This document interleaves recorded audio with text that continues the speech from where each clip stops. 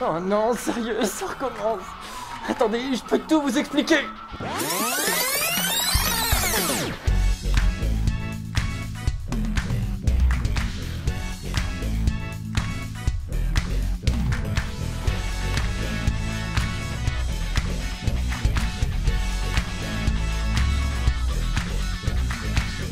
Une belle vie, c'est quoi? Moi je me suis posé la question et après moult réflexions, je me suis dit que ce serait pécho cette fille, Marie.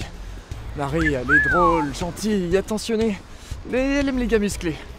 Moi je suis gentil, drôle, attentionné, mais je suis pas vraiment musclé. Du coup, j'ai décidé de me mettre au sport. Et ça s'est pas passé comme prévu. Plus loin, plus vite, plus haut, plus fort. Le dopage est là pour répondre aux exigences de chaque sport. L'esprit compétitif pousse beaucoup de sportifs à se doper. Le dopage en 3 chiffres, c'est 114 pays concernés, 93 sports impliqués et plus de 1500 athlètes sanctionnés. Et la France se positionne plutôt bien sur le podium. En 2019, le pays se plaçait 2e derrière l'Italie et devant les États-Unis. Comme quoi, les Amerlocs ne sont pas toujours les pires. Le script, Paul, le script. On te l'a déjà dit, on se tient au script. Malheureusement, dans le monde du sport, le dopage est une pratique répandue. Et même les meilleurs y sont passés. Vous le connaissez? Oui, c'est Maradona, celui qu'on surnommait autrefois El Pibe de Oro. Son palmarès est riche de trophées, mais aussi de scandales. Il a plusieurs fois été mêlé dans des affaires de drogue, d'alcool, mais aussi de dopage. Ce qui lui a d'ailleurs valu une exclusion de la Coupe du Monde de 1994 et une suspension de 15 mois. Heureusement, certains athlètes ont encore un peu d'éthique. Regarde, Teddy Riner tape du poing sur la table et fusille les sportifs dopés. Selon lui, les athlètes testés positivement devraient être radiés totalement de leur sport. Bon, certains athlètes ont de l'éthique et d'autres ont juste le seum. Regardez, Camille Lacour, au lendemain de sa défaite des JO 2016, a balancé tous ses petits potes nageurs présents sur le podium. C'est vraiment pas très gentil ça. Camille, t'aurais dénoncé si t'avais gagné? Oui. Pas à nous. Mais concrètement, c'est quoi le dopage et que dit la loi? Eh bien, je suis allé à la rencontre de l'Agence française de lutte contre le dopage pour leur poser mes questions. Et ils ont pas voulu. Bon du coup j'ai compris, je vais me faire foutre et je dois me démerder. Bon, en gros, on parle de dopage quand un sportif utilise des substances ou des méthodes interdites pour améliorer ses résultats à l'entraînement et en compétition. Et les lois, il y en a eu plusieurs.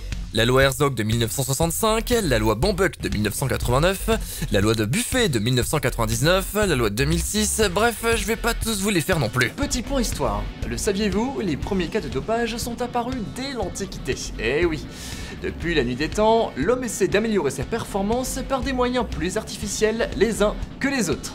Les Grecs, eux, ils étaient à l'hydromel, quant aux Romains, aux feuilles de sauge. Eh bien moi, je suis allé à la rencontre d'Alan, pour en savoir plus sur les méthodes modernes, les techniques de notre temps quoi. Bon, avant tout, c'est l'heure de la question qui fâche. Tout est naturel? Oui. 100%? Oui. Même pas un peu... Non. Oh, permets-moi d'en douter. Vas-y, dégage.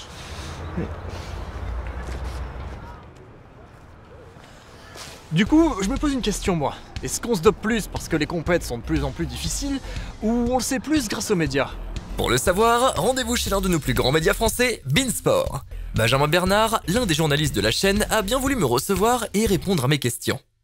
Peut-on confirmer que les sportifs se dopent plus aujourd'hui qu'avant? C'est impossible et ce sera toujours impossible d'affirmer qu'il y a plus ou qu'il y a moins de dopage. Même s'il y a plus de cas, il faut se dire que c'est aussi qu'il y a plus de contrôle et qu'il y a des meilleurs moyens de contrôle. Ce qui est sûr par contre, c'est qu'on le sait plus vite, avec plus d'intensité, parce que la multiplication des médias, la multiplication des réseaux sociaux, tout ça.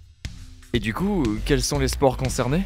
C'est avant tout les sports qui sont basés évidemment sur le physique, mais surtout je dirais sur le musculaire, et les sports individuels. Mais c'est toujours pareil, c'est pondéré par les tests, c'est-à-dire qu'on va dire l'an dernier, j'en sais rien, il y a eu 154 dopages dans le vélo. Ok, mais faut faire un rapport. Il y a eu 154 dopages dans le vélo, mais le vélo est peut-être le sport le plus testé au monde. La politique de dopage en NBA n'a pas toujours été très bien encadrée. Vous qui êtes un spécialiste des sports américains, on en est où aujourd'hui? La Ligue a souvent été critiquée pour ça, et il y a eu un vrai changement qui a été fait à ce niveau-là. En 2021-2022, ça a été officialisé, la NBA a arrêté ces tests récurrents de recherche de cannabis et c'est concentré sur tous les produits qui augmentent aussi les performances. Mais ça reste les États-Unis, business avant tout, le show avant tout. Et s'il faut chercher un modèle parfait de lutte contre le dopage, il ne faudra pas regarder du côté des États-Unis. Et quel rôle tiennent les médias dans l'exposition du problème? Au-delà de le dire et de le mettre en avant, je pense que les médias ils ont un véritable rôle à jouer dans la recherche. Il arrive qu'en tant que journaliste, on ait des infos qui nous parviennent par des sources. C'est aux journalistes et aux médias d'aller chercher, de vérifier l'information. Toutes les chaînes de toute façon qui parlent de sport à la télévision ont une obligation vis-à-vis de je sais plus quelle plateforme, au travers de leur programme, chaque année, de mettre en avant la lutte contre le dopage. Toutes les chaînes et les médias qui travaillent sur le monde du sport ont un vrai rôle à jouer là-dedans. De la détention d'une médaille à une peine d'1 an de prison et de 3 750 € d'amende, le dopage ne reste pas impuni. Mais bon, malgré les différentes sanctions pénales et sportives encourues, la liste des fraudeurs s'allonge et chaque année apporte son lot de scandales. Tout ça, ça me refroidissait. Ouais, mais bon, tu comprends, j'avais vraiment envie de la pécho, Marie. Du coup, bah, j'ai essayé, je me suis dopé, je me suis fait gauler et on en revient toujours au même problème. Oh non, sérieux, ça recommence. Attendez, je peux tout vous expliquer.